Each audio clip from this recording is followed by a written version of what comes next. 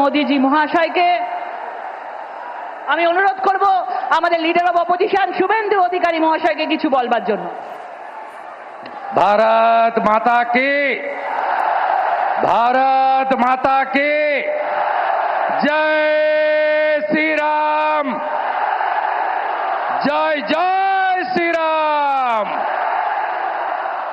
বিশ্বের সর্বশ্রেষ্ঠ নেতা, ভারতবর্ষের শক্তিশালী প্রধানমন্ত্রী, বাঙালির হৃদয়ের নেতা,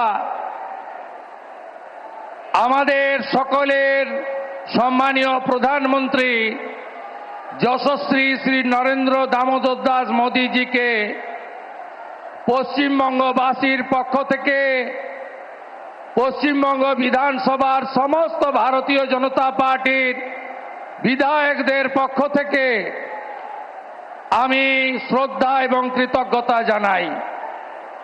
মঞ্চে একাধিক কেন্দ্রীয় মন্ত্রীগণ রয়েছেন, রাজ্য সভাপতি এবং প্রভারী সহ নেতৃত্ব আছেন, সাংসদবৃন্দ, বিধায়কবৃন্দ, বলিষ্ঠ নেতৃত্ব রয়েছেন।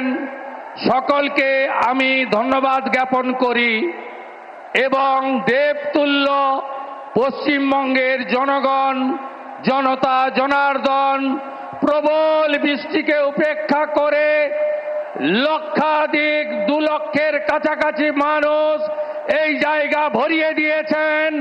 আমি আপনাদের সকলকে বিশ্বের সর্ববৃহৎ রাজনৈতিক দল ভারতীয় জনতা পার্টি, যে পার্টি নেশন ফার্স্ট মন্ত্রে দীক্ষিত, যে পার্টির নেতা নরেন্দ্র দামোদর দাস মোদী 100 কিলোমিটার ভিতরে ঢুকে মাসুদ আজহারদের গুড়িয়ে দিয়েছেন অপারেশন সিঁদুর করে, আপনাদের ধন্যবাদ জানাই।